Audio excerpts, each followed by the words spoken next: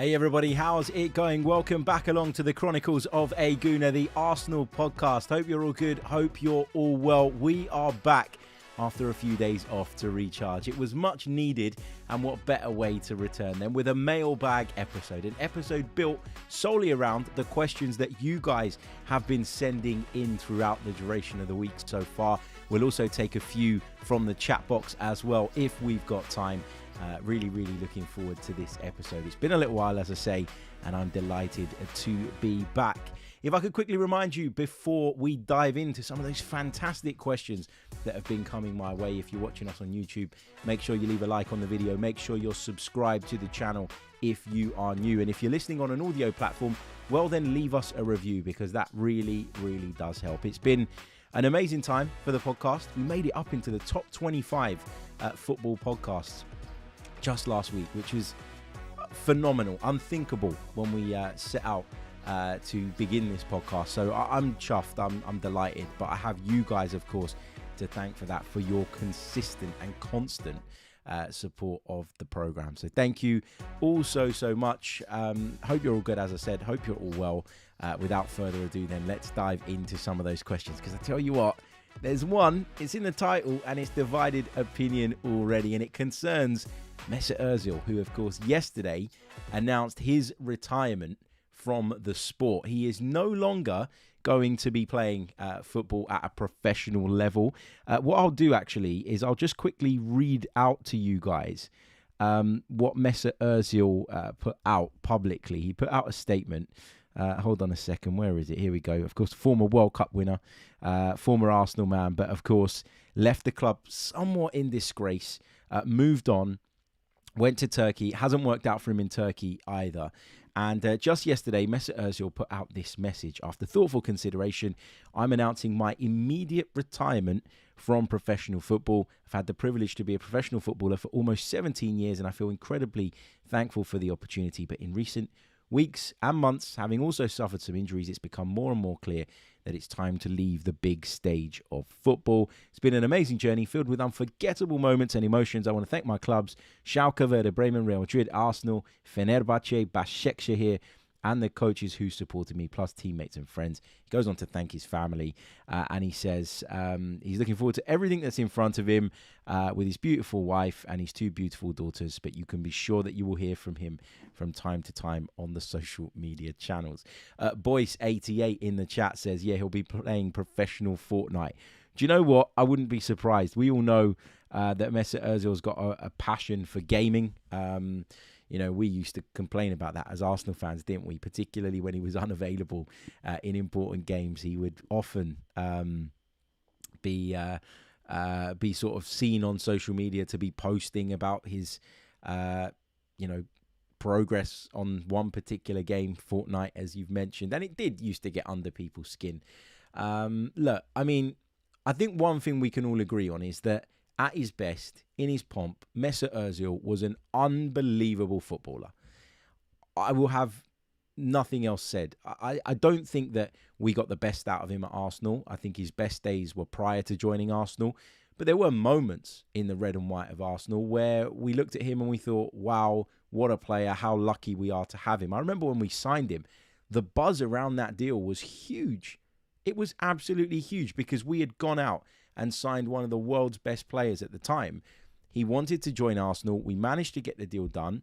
And when he came in, I was blown away at the start, looking at his kind of technical ability, all the brilliant things he could do on a football pitch. And even when things progressed and it became more and more apparent that actually Mesut Özil wasn't going to be this guy that took Arsenal back right to the top, I still feel privileged that we got to see some of those moments because some of them were truly sensational. I've seen a lot of clips going around on social media since that announcement. The goal that he scored against Ludogorets is one that I've seen go around a lot. And listen, although it didn't end well, although there were issues, although you could argue that he left the club disgraced, I think that now that the dust has settled a little bit, and I guess there's less anger in the atmosphere with regards to Mesut Özil, I think at the very least we can look back and say He was a very, very good player that we were privileged to watch for a period of time.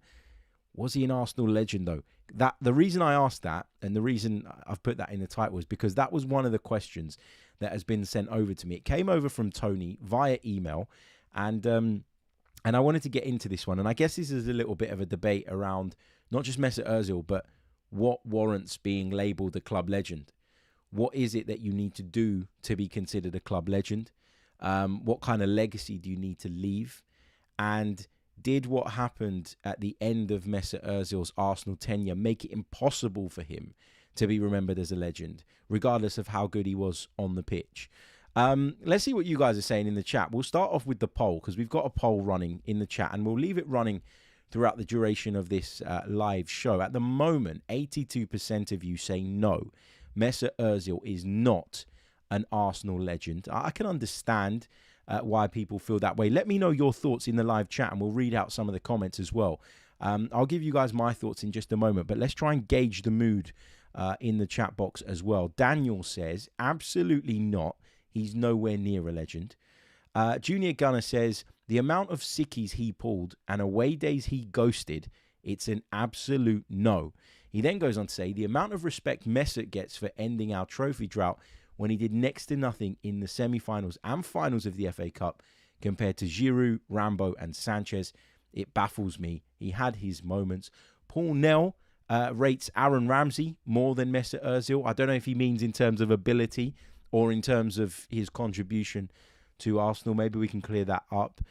Richie says, Özil in his prime was breathtaking. That Ludogorets goal was outstanding. It's a shame how it finished.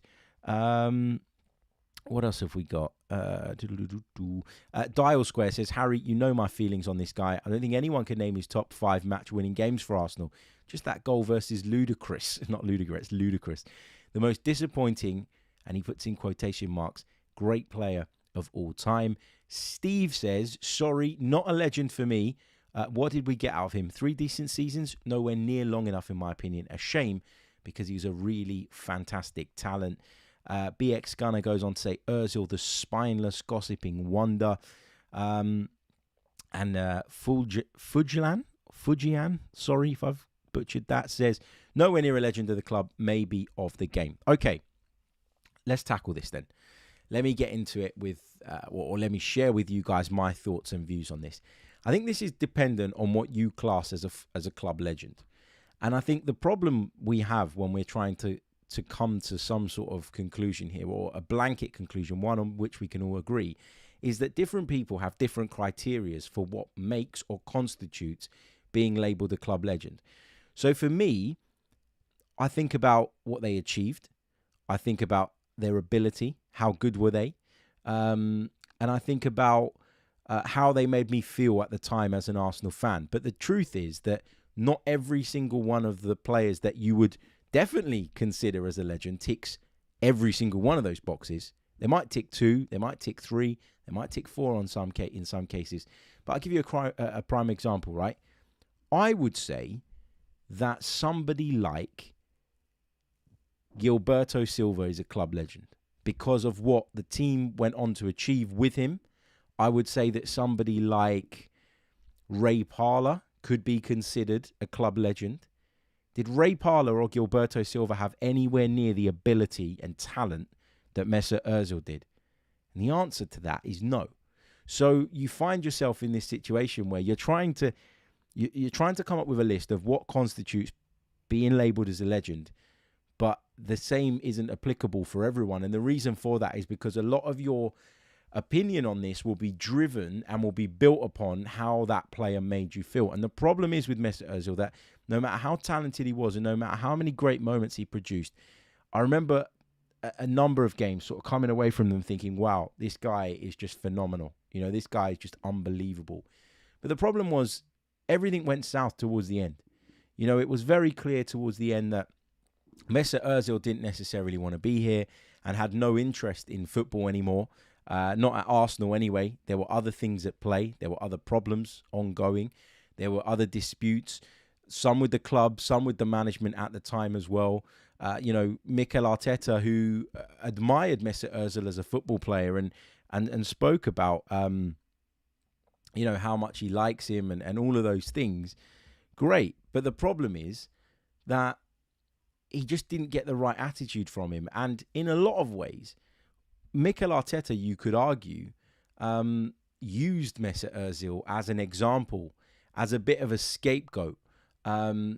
Is scapegoat the right word? Or someone that he could point to and say, this is what happens when you've got the wrong attitude. It doesn't matter how talented you are. If you're not on board, if you're not singing from the same hymn sheet as me, if you're not fully in support of the project, if you're not pulling your weight for everybody else around you as well as yourself, then you are no good to me. And so Mesut Özil was an opportunity for Mikel Arteta, as was Pierre-Emerick Aubameyang, to really stamp his authority and hammer that message home. And listen, the change in terms of the attitude and the mood around the club, all of that needed to happen, and when you have a couple of big examples like Özil, Aubameyang, players who didn't want to follow the right path, players who didn't want to follow the right path is not the right way of putting this, is it? Players that clearly weren't willing to commit or behave in the way that Mikel Arteta felt necessary was shown the door. And that has now bred, in my opinion, a much better culture at the football club. And I just think when I read this question earlier on today, I had a quick look back at what I was saying around the time where Mesut Özil was banished and then essentially moved on eventually. And I remember at the time thinking, look, if his attitude's wrong, we can't have this, particularly when we're rebuilding, particularly when we're trying to fix what's clearly a broken culture. But at the same time, I also remember thinking, but my God, we can't create any chances. We're really, really poor at the moment. There's a lack of class in that area. There's a real lack of ability in the creative third. And we've got this guy who's astronomically talented sitting on the bench. And I remember sort of questioning the decision at the time to leave him out. And I was thinking, surely there's got to be a way of getting the best out of him. You can look at him and say, right, he's not part of the long-term future, and he's not someone that I want to work with moving forward. But in the interim, surely he was a better option than some of the alternatives we had available to us. But credit to the club, credit to Mikel Arteta, because they stuck to their guns, and they eventually, moved him out. Eventually, it got to a situation where there was just no coming back from it. But how much does that play on my opinion of Mesut Özil as a player for Arsenal now that the dust has settled? At the time, I was angry. I was angry with both sides. I was angry with him for the way he'd handled it. But I was also angry with the way the club were performing and the fact that we had this talent on the substitutes bench who just wasn't getting a look in as well. So it was really, really difficult at that time, to know which way to go with this. I know a lot of people will say now, no, I back the club 100%. At the time, there was a massive divide over this subject and over this player, because I remember it clearly. And so, yeah, it's a hard one. Club legend, I wouldn't go as far as saying that. I'm not going to call Mesut Özil an Arsenal legend. I'm going to call him one of the greatest players in terms of talent, though, that Arsenal have ever had. And I'll go as far as saying that. Think about the biggest talents Arsenal have ever had. Forget about what they achieved. Just think about pure, natural, raw talent and perhaps what they went on to achieve elsewhere if indeed we were unable to keep hold of them. So let's put into that category Thierry Henry, right? Unbelievable footballer. Dennis Bergkamp, unbelievable footballer. Cesc Fabregas goes into that category for me. Look at what he went on to achieve. Robin van Persie, in terms of talent, goes into that category. Mesut Özil is up there with them in terms of his talent. Application, not so much, but talent, definitely. And so it makes me reluctant to just kind of brush off the idea of Mesut Özil being an Arsenal legend. Was he one of the best players we ever had in terms of his talent? I would say he absolutely was. The problem is we didn't get the application all of the time. We didn't get the best out of him. And you just wonder if him being in a stronger Arsenal team would have made all the difference. I think now as well, I think what people look at with Mesut Özil or what people discuss now and the comparison they often make is, well, look at Martin Odegaard. He's immensely talented, just like Mesut Özil was, plays in a similar area of the pitch, but also gives us hard work, gives us legs, gives us the ability to press. And when you look at Martin Odegaard, it makes Mesut Özil look even worse. But I think there was a period in football where number 10s were a thing, where number 10s were a massive deal, were a massive part of your creativity as a football team. And the game developed and moved on from that. And we ended up in a position where there isn't that many specialist 10s anymore. And we've moved more towards 8s that can play in the more advanced roles and have that creativity about them. And Martin Odegaard, because of his work rate, because of his ability to get back and defend and help out in other ways, he can do that, but also has the technical ability to help you and to create things in the final third. So he's a much more rounded player, Martin Odegaard. And if he continues on this trajectory, maybe he will go on to achieve as many things. Well, maybe not as many things. It's difficult to win the World Cup with Norway, with all due respect. But maybe he can go on and cement his status as one of European football's elite. But that doesn't mean that because the game moved on and now we're looking at a player who plays that role in the modern way as such, that doesn't mean that you should discard the talent that Mesut Özil had. He was way ahead of so many players around him in terms of what he could see and what he could read and how he could sort of see pictures and understand how games were going to pan out and play passes into areas that look like dead areas, but would so often unlock defences. So I don't want to shit on Mesut Özil is basically what I'm saying. Club legend, wouldn't go as far as saying that, but certainly one of the most talented players that we've ever had. There's an argument that he's the most talented player we ever signed during the Emirates era. Some people will talk about others, but in terms of players that we brought in post the move to Emirates Stadium, I think Mesut Özil is right up there in terms of talent and ability. Application, though, not so much. Just having a quick peek at the poll again that we put out at the start of the show. Would you class Mesut Özil as an Arsenal legend?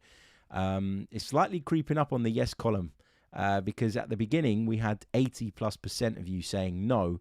And now we've only got 72% of you saying no, with 28% saying yes, Mesut Özil is an Arsenal legend. This comes, of course, off the back of his retirement announcement that he put out yesterday. So thanks for the memories, Mesut. But unfortunately, what happened at the end will always leave a sour taste in the mouths of some Arsenal supporters. And that's not easy to get past and is always going to work against you in this type of debate. And in this type of question. Thank you for the question. It was a really good one. I knew it would be the one that split opinion the most. So I wanted to start with that one. Thank you so much. We'll take a few more comments on this and then we'll move on. Mafia Boss says, what determines a legendary status, Harry?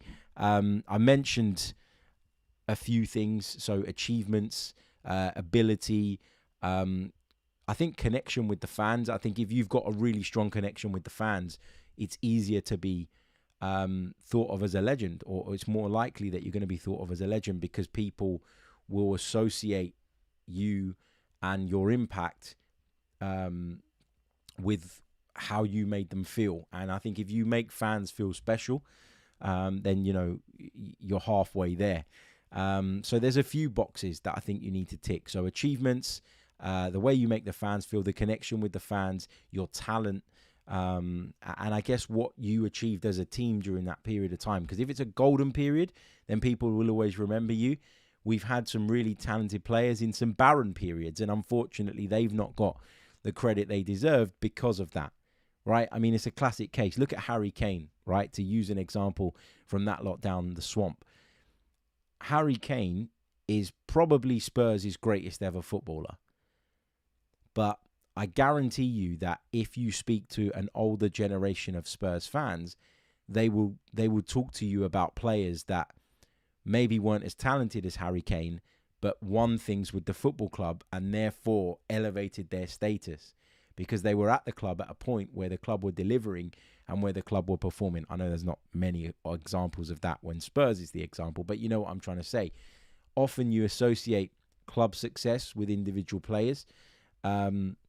And even if the club might have had that success or might not have had that success, with or without them, you don't really care. You'll always make that association, I think. And And Mesut Özil came in and Arsenal ended a trophy drought, but it wasn't the trophy that we as fans were desperate to see us win. We never felt like we achieved massive things. You know, a few FA Cups, great. But had Arsenal won the Premier League, for example, under Mesut Özil, or with Mesut Özil in the side, I think this would be a very different conversation, and that's the point I'm trying to make. So it's not always within your control as an individual. If your team aren't at the elite level, you can play out of your bloody skin, but people won't always make that association between yourself and legend if there wasn't anything to show for it, you know. Mafia Boss goes on to say he's a cult hero for me.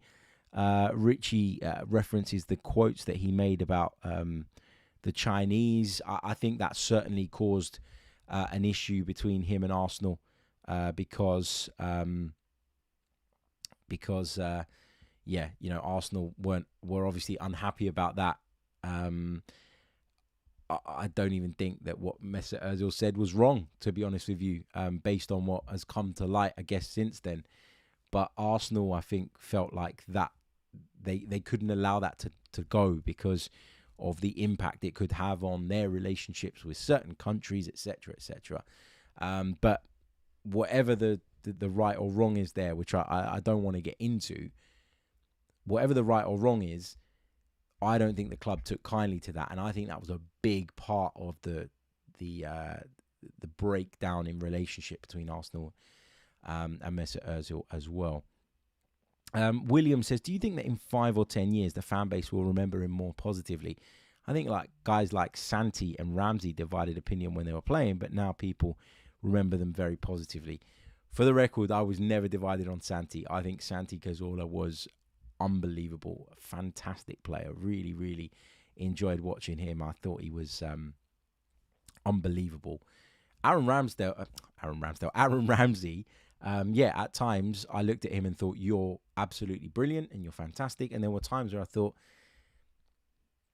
are you going to go on to this next level? Like, it was quite difficult with Aaron Ramsey, I thought, at times. So, yeah, I agree with that. But I do also agree with your point that I think later on, down the line, when people have kind of got over what happened with Mesut Özil and the way he left and the way it all sort of crumbled, I think that people will look back at him a little bit differently. I do believe that. I do, yeah. Okay, let's move on from that question because we've got a fair few to get through. Spent a long time on that one, but it was quite a meaty one, quite a juicy one, wasn't it? A chunky one, however you want to put it. Let me just bring back up some of the questions that were sent in to me because there were some really, really, really good ones. Let's take this one, which comes from Nav. Nav, who's normally in our chat box. I haven't seen him today, but I'm sure he'll be here at some point or watching this or listening to this back. So a big shout out to you, my friend. He says, at any point in the season, would you like to see Jesus and Trossard play together, or would you say they are too similar in terms of their profiles? So I would have no issue with them playing together. I don't think that Leandro Trossard is a centre forward. I think that Leandro Trossard was seen as the best option, best alternative, given that at the time, Gabby Jesus was not fit enough to play and still isn't fit enough to play 90, really, and that obviously Eddie Nketiah is sidelined at this moment in time. So I don't think that when Mikel Arteta signed Leandro Trossard, he signed him to play as a centre forward. Therefore, I think he can play with Gabriel Jesus. I think he's clearly a really clever footballer. I think that you can tell that based on the understanding that he's developed so quickly with Gabriel Martinelli. Now, this is not to have a go at Eddie Nketiah, but look at the difference in Martinelli's performances with, how do I say this without being disrespectful to Eddie, with a smarter player around him, with a smarter player in the centre-forward position. I think Martinelli's pick-up in form has been partly down to, you know, he went through a difficult period and he's come out the other side of that. But I also think the fact that he's played with Trossard and now will be able to play again with Jesus, I think has really helped Gabriel Martinelli. So I think there's a sophistication to Leandro Trossard's game that Eddie Nketiah doesn't have and can't bring to the table right now. But as I say, Trossard to me is not a centre forward. He's not naturally a centre forward. I would say that Leandro Trossard's best position is from the left flank. And so there's no reason for me why he can't play that position in order to give Martinelli a rest, or in the event that Martinelli's unavailable, and link up with Gabriel Jesus just as well, and link up just as effectively. So, yeah, I think they could play together. I think they absolutely can. As I say, I don't think Leandro Trossard is or was brought in to be a centre forward. I think that's Jesus out, Nketiah out. Who's the next best option? What's the next best alternative? It's Leandro Trossard. Let's put him in.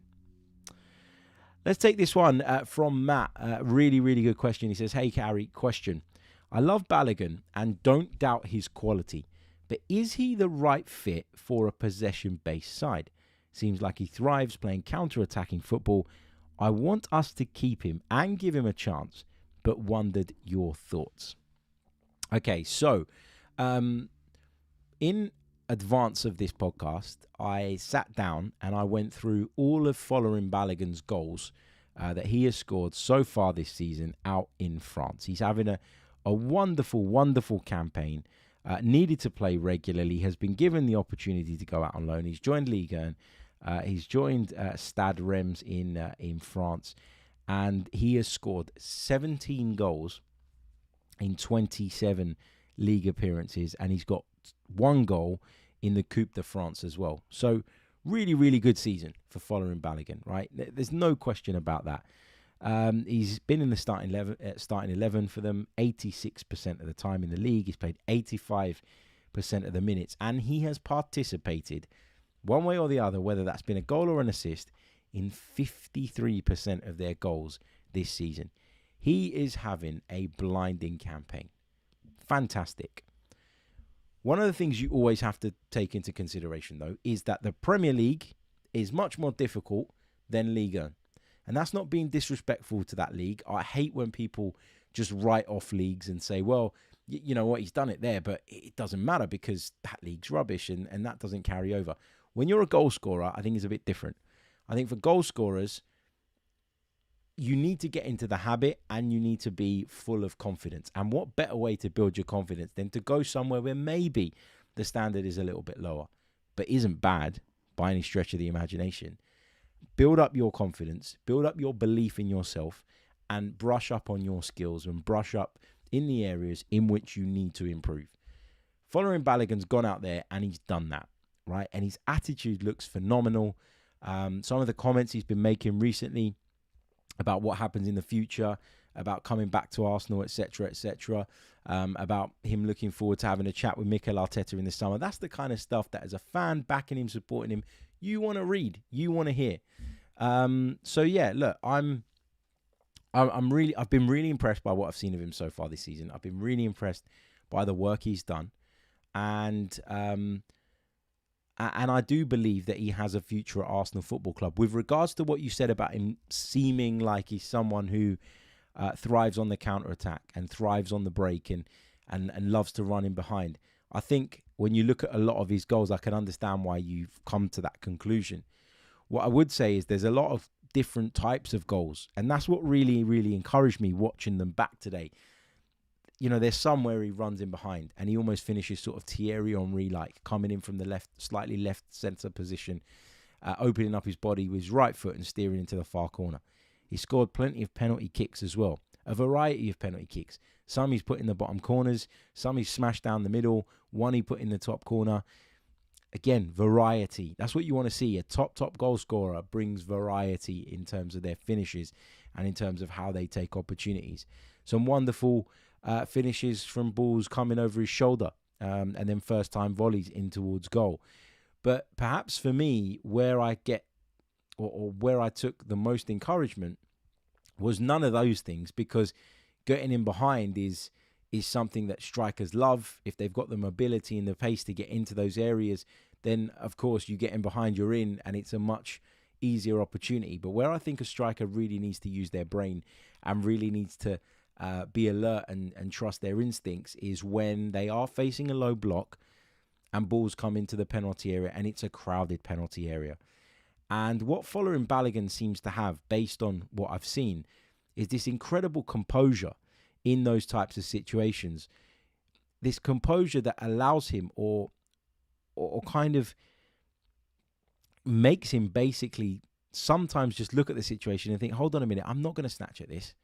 I'm not just going to swing a boot at it and hope for the best. I'm not just going to whack this goalwards. I'm not just going to put my foot through it. Sometimes you will see Folarin Balogun in those situations, even inside the 6-yard box, take a touch. And why does he do that? Because he's got this incredible foresight of how the move is going to break down. For example, the ball comes to you on the edge of the 6-yard box and the goalkeeper comes charging out to you. It would be easy to panic and think, shit, I've got to get this shot off before the goalkeeper smothers it. Hurry up. Come on. Get on with it. What the real killers in front of goal do is anticipate what the goalkeeper's going to do. And that might mean you need to lift it over the oncoming goalkeeper. Or if you take a touch to your right or left, you take it completely away from him. And then you allow yourself a second opportunity to compose yourself and slot the ball home. And that is what Balogun seems to be able to do. He seems to be able to take the crazy and the panic out of a situation, think very coolly, and be able to sidestep people within the penalty area and finish. He also seems to be very good at kind of running beyond, taking the defender with him, but then knowing just when the right moment is to just drop his run. So if he charges into the penalty area as a centre-half, you're going to go with him. You think he's making a headway for the 6-yard box. You charge all the way back in, and Folarin Balogun will think, hold on a minute. That's where you think I'm going to go. I'm going to pause my run. I'm going to stop right here on the edge of the 6-yard box, in line with the penalty spot. And my winger is going to pick me out, and then I'm going to have created or manufactured the space from which to score because I've deceived the defender. And those kind of things, right? That's what natural goal scorers have. You know, that's you need to be in the right positions, obviously, but you also need to be able to think in those moments. And if you think back to some of the players that we've had at Arsenal over the years, right? A good example of this was Theo Walcott. You gave Theo Walcott an opportunity, a snapshot, one that he didn't have time to think about. He would invariably take it. But you put Theo Walcott through on goal and give him 5-6 seconds to carry the ball towards goal. All sorts of thoughts used to go through his mind. It'd scramble his head and he'd invariably show a lack of composure. And he'd probably miss it and fluff his lines. That's just an example of a player that, in my opinion, scored a lot of goals because he had incredible pace and had instincts. But when he needed to think and when he needed to be composed and when he needed to be one step ahead in terms of his thoughts and in terms of how he was going to play that particular moment, he'd panic and he'd get it all wrong. Folarin Balogun seems to have that cold-blooded killer sort of attitude, I guess, in those moments. And that gives me huge encouragement as to what he can go on and achieve. Is Arsenal's game right now best suited to Folarin Balogun and his style? Maybe not. You know, maybe he won't fit in as well as people think he might. You know, scoring goals in France doesn't automatically mean that you plug in here. But there are other elements to what Mikel Arteta demands from a centre-forward. And I think that, you know, if he can show that he can work on those and if he can show that he can improve in those areas, there's no reason why he won't get a chance. Based on what I've seen this season, and I don't want to shit on Eddie Nketiah because I think he's done really well coming in for Jesus. You know, we started that period without the Brazilian, 5 points clear at the top of the league. And by the time Jesus returned and has returned now, we're still 5 points clear at the top of the league. So Eddie Nketiah deserves credit for that and praise for that because we didn't fall off a cliff. You could argue that other players have helped that by stepping up, etc., etc. Agreed. But overall, Eddie Nketiah did a good job. But when I look at Folarin Balogun now, I see a striker that just looks that little bit more complete. And again, we'll only really know his level or if he's good enough for Arsenal, I think, when he comes back into the picture. But he's certainly having a wonderful time in France. I'd 100% keep him. And I believe there is a chance that he comes in the summer and steps ahead of Eddie in the pecking order. And for all those people that said Arsenal was stupid to give Eddie that contract and that salary, well, actually now, if Arsenal do decide that Balogun is the one and the one they prefer and the one they want to go with, there is a chance that Arsenal can now sell Eddie and it will more than cover that contract that they gave him. Why? Because he came in and he deputised for Gabriel Jesus, and probably everyone in the Premier League from position 8 downwards would look at him and think, yeah, he's a bloody good option. 30, 40 million pounds, centre forward, see you later. Everybody wins. Eddie gets to play more football. Arsenal get a big transfer fee, and Arsenal get to make good on the investment they made in Eddie Nketiah. So, yeah, it's going to be interesting to see what happens there. Because if Balogun does come back and goes ahead of Eddie in the pecking order, and again, I don't know that that's going to happen, but if it were to happen, where would that leave Eddie Nketiah? I'm sure he himself would then want to consider moving on. For sure. Surely. Okay, guys, there's nearly 100 of you with us live at the moment. I know it's the international break. I know people aren't as interested in club football at this moment in time.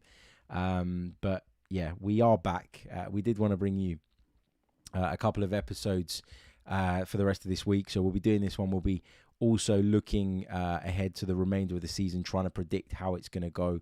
I've sort of been sitting there with my calculator and my pad and pen and trying to figure it all out.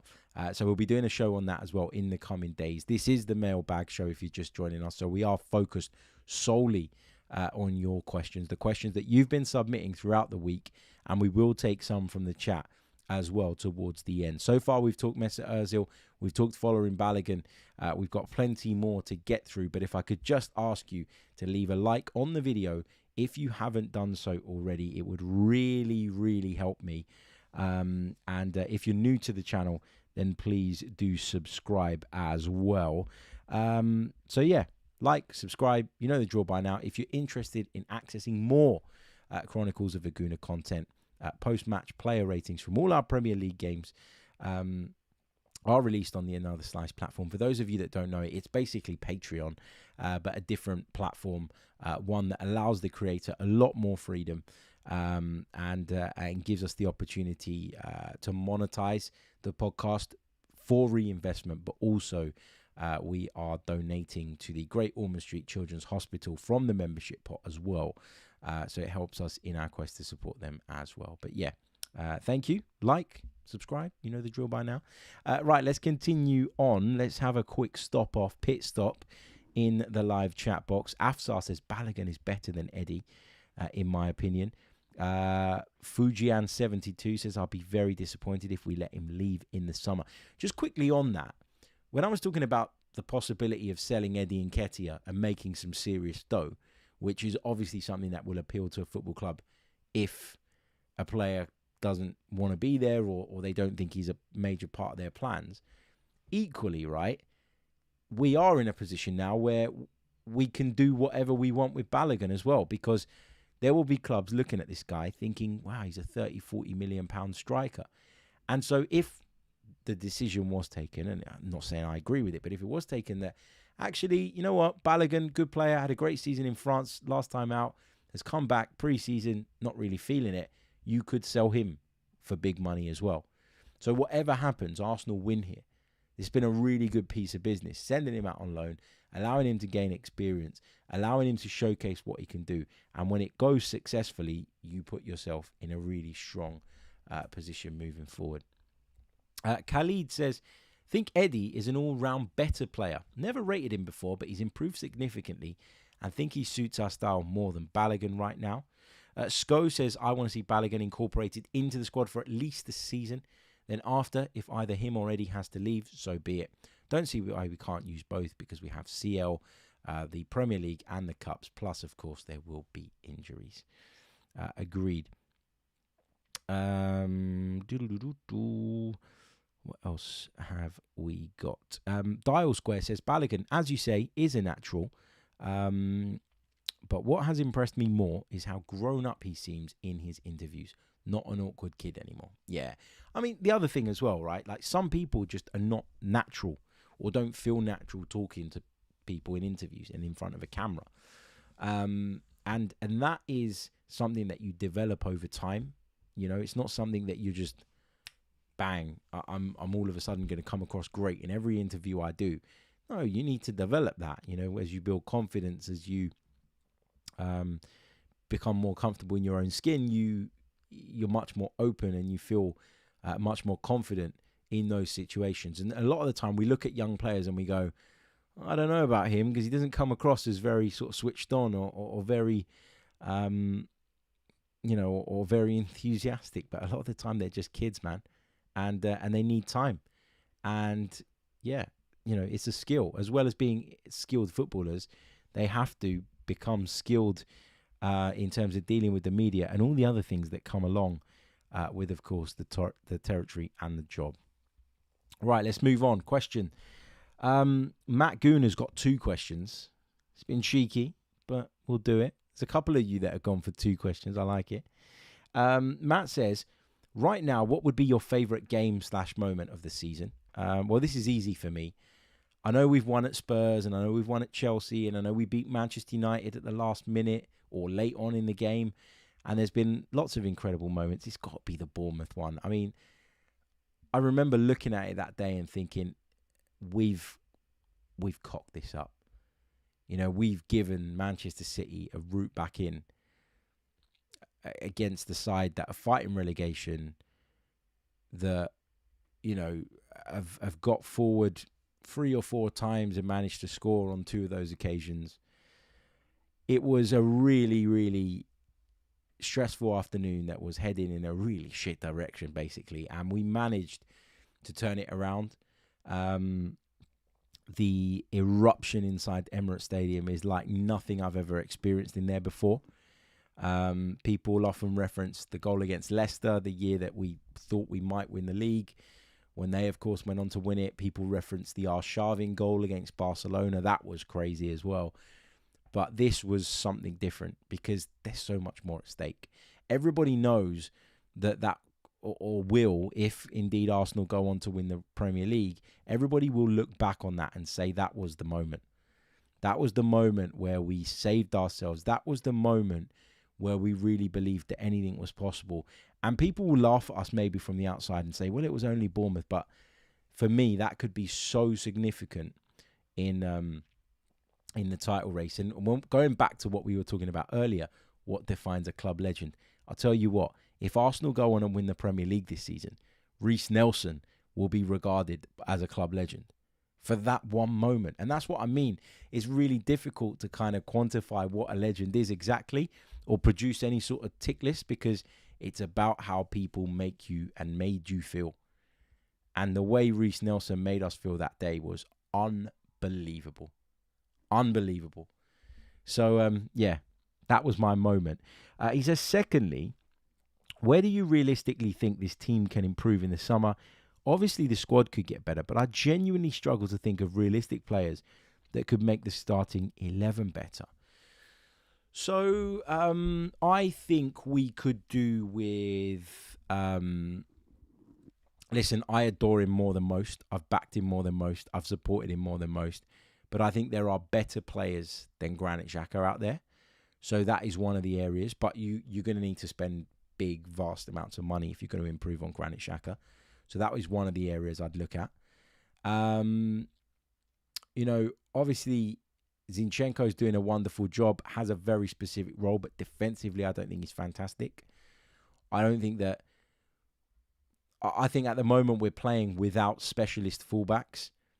Ben White is a centre-back by trade. Zinchenko has played fullback for a long, long time, but is more of a midfield player in terms of the areas he picks up the ball in and the areas in which he looks to drift into. It works for us because it works in our system, but you could argue that specialist fullbacks is an area that we need to look at. And I actually think that as wonderful as he's been and as great as he's been, and what a signing, I'm so delighted that he's back. Gabriel Jesus is not a cold-blooded killer in front of goal. He's just not. He hasn't scored in an awful long time. He's not a cold-blooded killer in front of goal. So if I'm being hypercritical, and I really like the first 11 at the moment, I think the focus has got to be on improving the squad so that when we do lose one or two players, particularly in that midfield area, Thomas Partey is the one I think of straight away. We need to have better options and we need to have stronger alternatives. But what I'm saying here is that there are positions in the team that we could still upgrade on, but that means you're looking at a really select few players in world football, and you're going to have to spend crazy money to go and do that. For me, right now, it should be about the squad and improving the squad, because I think the drop-off still between our first 11 and everybody else is quite significant. There's a couple of positions where I'd argue we're sufficiently covered, but the majority, we're not. And yeah, but as I say, the left 8 position, probably specialist fullbacks, and maybe a cold-blooded killer in front of goal if I'm being, picky. And I am being picky. Let's take this one from Marky, who says, agree or disagree? I love these ones. Nice and simple. We're going to score more points than we did last season. Our goal difference has massively improved, and there's a good chance we even finish on a higher points total than the Invincibles. Therefore, this season is a success even if we don't win the league. Yes, I agree. The season has been a success already. Arsenal qualifying for the Champions League, which they're on course to do with plenty of room to spare, would represent a successful season. Why? Because at the start of the season, that is what Arsenal set out to achieve. The fact that we're in a better position than any of us thought we could be is a bit of a bonus.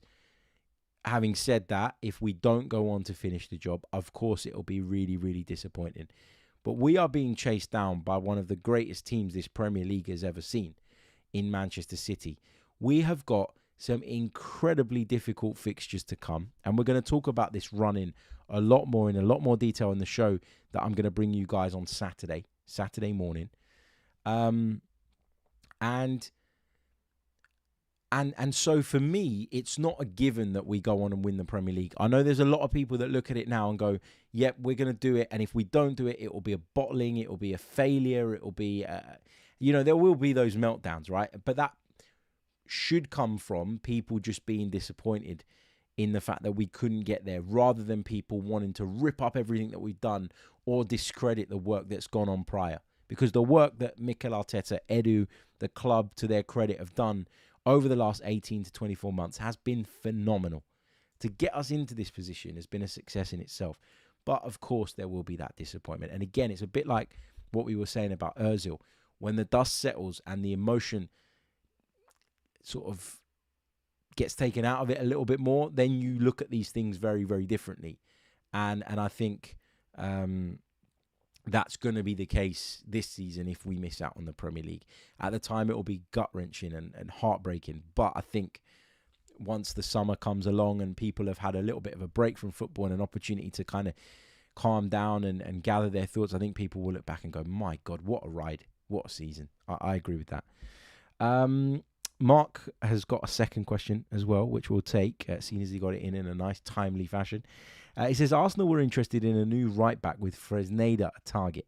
He could arguably be a Zinchenko for the right if we wanted to switch things up a bit. Could that mean that Tierney could then come in for Zinchenko and Ben White could play on the left in some games? I don't know that I'd feel that comfortable with Ben White playing on the left.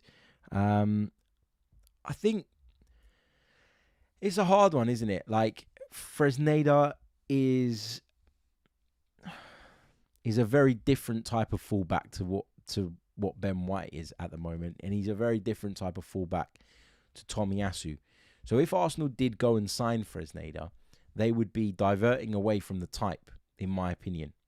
And what I mean by that is that Mikel Arteta is very much a believer in a specific system.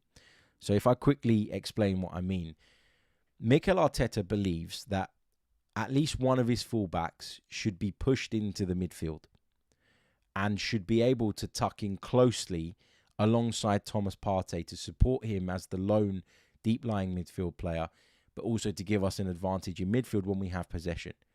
And what he does to compensate for that, or what he asks his players to do, is we then sort of morph into having a back three. So in game, you'll see Zinchenko step inside. You'll see Gabriel step slightly left, which is why I always talk about him covering sort of two positions. You'll see Saliba shuffle across, and you'll see Ben White tuck in field as well, so that when Arsenal do lose the ball, they can morph into a back three and they can support each other, and the distances between those three players are not too big. If you watch really carefully, when Ben White bombs on down the right-hand side, Arsenal try to get either Granit Xhaka or Zinchenko to drop into that position on the left side, so that we're sort of balancing it by making sure that we've got that cover coming from that side, and that way Saliba can be the one that comes across on the right-hand side, Gabriel shifts across, and then a Xhaka or a Zinchenko can tuck in as well. And it's worked like clockwork this season. It's been really, really good. But if he went and got someone like Fresneda, who isn't of the build of Ben White and of the build of Tomiyasu, let's be clear here, right? The two fullbacks that Mikel Arteta uses at right back are not conventional fullbacks. They are fullbacks built like centre-backs. Why? Because they were centre-backs in a previous life. And Ben White has developed really well because he can do that tucking in. He's also technically incredibly gifted, and he can get forward and support moving forward as well. So I think that a signing like that, I'm not saying that Arsenal won't do it. I don't know that they are or they're not, but it just feels like we'd be diverting away from type a little bit. And I'm not sure that's the right thing to do if you're Mikel Arteta. So I'm not totally convinced about the Fresneda thing. Maybe Mikel Arteta has other ideas. Maybe Mikel Arteta would like to have conventional fullbacks as well at his disposal, so that in certain games, in certain situations, he can change it up a little bit. I don't know, but we'll have to see. Okay, let's go over to the chat box for some questions from you guys as well. We'll do a few more minutes. So get your questions in. I'd love to hear from you. Put a Q at the beginning of your questions. Makes it easier for me to pick them out. This is a lovely message from Mohammed, which I'll read out to you all. He says, hi, I would like to wish all our Muslim brothers a happy Ramadan. Ramadan Kareem. We celebrate the holy month of Ramadan from today. Ramadan Mubarak for all of us. Absolutely. I echo that message to all our Muslim viewers, listeners, wishing you all a wonderful Ramadan. Honestly, the way you guys support the show is amazing, and I'm so grateful to people of all cultures from so many different parts of the world. I've got sort of lots of Muslim friends. I live in the North London area where there is a big Muslim population, and I understand what a big occasion it is for you guys, and the commitment that you guys show to it with the fasting and all of that. I think is it's just amazing. It's incredible to see, and I know that there are going to be footballers who are going to be fasting while they're playing. I mean, what a commitment that is. You know, an elite athlete to function on no water, essentially, I think it is just a small sign of how much dedication there is to the religion and to the holy month of Ramadan. So I take my hat off to you guys because, as I say, the commitment is incredible. The occasion is huge, and I wish you all the best. And I hope you guys have a great month and enjoy the celebrations that come, if I'm not mistaken, at the end of the month, when you get to break the fast properly, as in for the rest of the year moving forward. So wishing you all the best. Guest says, question for you, Harry. Do you cash in on Emile Smith-Rowe this summer if we buy another winger and a left-sided 8? Say we got offered 35 to 40 million pounds from Newcastle. The Emile Smith-Rowe debate is a difficult one, isn't it? Because I don't really know what to say here. I think he's a wonderful talent. I think he's an exceptional footballer, but his fitness is a big problem. He's really struggling to get back in the side. When he came on against Bournemouth, I thought he looked poor. I put that down to rustiness. I put that down to him not being fit enough. I know that the plan wasn't for him to play as much as he did. But he just Just didn't look right. And I look at that team now, and I just struggle to see how he gets in on the left. You got Martinelli, you got Trossard out there. Reece Nelson is better from the left than the right. I really do believe that, and he has produced this season when given opportunities. So, yeah, I don't really know how Emile Smith-Rowe works his way back in. He's got to work incredibly hard, and he's got to impress. And at the moment, I don't see any signs of him doing that, but also getting the opportunities to do that. So I'm a little bit worried about what happens with Emile Smith-Rowe. But again, he's young, he's talented. There is rumoured interest, and this could be one where Arsenal look at it come the summer and say, it's not working. How do you feel about it? Maybe we should come to some sort of agreement, some sort of compromise, and allow the player to leave. I don't know. I don't want him to leave, but I do acknowledge and understand that it is something that that might just need to happen, or may happen, but we'll see. We'll see. What else have we got here? Munchkin in the chat says, "Hi Harry, I feel if we win the league, we only have one game a week, whereas City have more." And so hold on. So you're saying, Sweet Munchkin in the chat is saying that even if we won the league, you wouldn't be convinced about Arteta? Really? I understand what you're saying about us having one game a week. And what you're suggesting is that is the reason we should go on and win the league, because we have less competitions to focus on. What I would push back on is that Manchester City have a much stronger squad and a much bigger group of elite level players. They've got the know-how, they've got the experience, they've got an incredible manager who's been there, done it. And so I still, if you told me to bet my house one way or the other on who's going to win the Premier League, this is a bit of a spoiler for Saturday's show, but I'd ever so slightly lean towards Manchester City still, because of the fixtures remaining. Our fixtures are not just harder than theirs, they are significantly harder. And the games that we have on paper that you'd think, okay, they are winnable, they're up against sides towards the back end of the season that I'm sure are going to be fighting for their lives. There are no easy games in this Premier League, and we've got some injuries at the moment. We're clearly concerned about certain players. Arsenal have sent a member of the medical team out on international duty with Thomas Partey to keep an eye on him. That tells you how worried they are about that. So yeah, it's a hard one. It's a hard one. We'll come on to talk about the title running on the show that we do on Saturday, but it's, whatever happens now, I think Mikel Arteta has proved himself as a manager this season and as someone who can really elevate the level of this team. If we go on to finish second, that would be an incredible campaign. It won't feel like that at the start and at the beginning of sort of having to process that and accept that because of the position we're in. But it is by no means a given that Arsenal are going to go on and win the league. It's not even a given that Manchester City are going to get past Bayern Munich in the Champions League. And if they don't, then that takes away 2 semi-finals and a final from their schedule. And all of a sudden, that doesn't look too daunting either. So, yeah, there's still so much to happen and so much to unfold that it's impossible really to make conclusions on that. But I can't believe there's people questioning Mikel Arteta at this point in the season. I just don't get where it comes from. Let's take this one from Diego, who says, Harry, what were your thoughts on the final minutes against Crystal Palace? We showed very high flexibility. Partey was at right back. Tierney was at centre back. Jorginho was really deep. There was lots of flexibility, but it can harm the structure. I think it was about managing people's minutes at that point.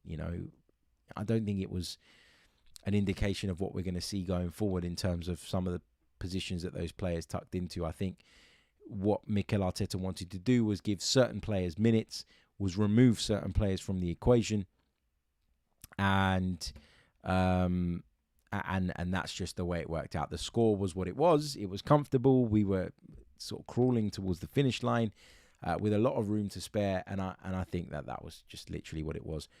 Managing the minutes, giving people minutes that needed them, making sure that players who were perhaps in the red zone were hooked off of the pitch. I don't think that was any indication as to what we're going to see moving forward. So you've used the phrase flexibility. I don't think it's that. I think it was just kind of getting over the line and managing people and their fitness, as I say, and managing the risk. Remember, these guys have got those stat vests on, and the coaching staff can see exactly how much work they've put in. They understand these players on an individual level in terms of their bodies, what they can handle, what they can't when they're in the red zone, and all of that is factored in. But yeah, good stuff. Listen, we're going to leave it there. We've been going for the best part of an hour, so thank you all so much for tuning in. Really appreciate all the amazing questions that you have been sending in as well. Fantastic to hear from so many of you in the live chat, but also in advance of this show. Remember to leave a like on the video if you're watching us on YouTube. Remember to subscribe to the channel if you haven't done so already. If you're listening on audio, then please do, of course, leave us a review. And what we'll do is we'll wait till Saturday to announce who has won the tickets to the David Seaman live podcast at the Clapham Grand in London. 2 tickets up for grabs. Still time to enter. I guess we can extend it, can't we? Yeah, let's extend it. If you want to get involved, you need to follow the Seaman Pod. That's SEAMAN pod on Twitter. You need to follow the Chronicles of a Gooner on Twitter as well, which is Chronicles_AFC. And you need to type a comment saying done in the comment section of this video. If you aren't with us on YouTube, then you can tweet us at Chronicles_AFC saying done, and we'll be able to pick up your name from there as well. And we'll throw a few more names in the hat. Going into Saturday, we will announce who has won those tickets, and we'll be enjoying that show. David Seaman live on stage with Lindsay Hooper presenting, and Ray Parlour is joining in as well, so it should be a good one. I will catch you all on Saturday with another edition of the podcast, unless something major happens in the Arsenal world. But we are just winding it down in terms of the schedule at the moment during the international break. But from next week, we'll be ramping it right back up as we build up to Arsenal's big game against Leeds United, and looking ahead to the remainder of what has the potential to be a phenomenal season. I'll see you all soon. Until next time, take care. All the best. Goodbye.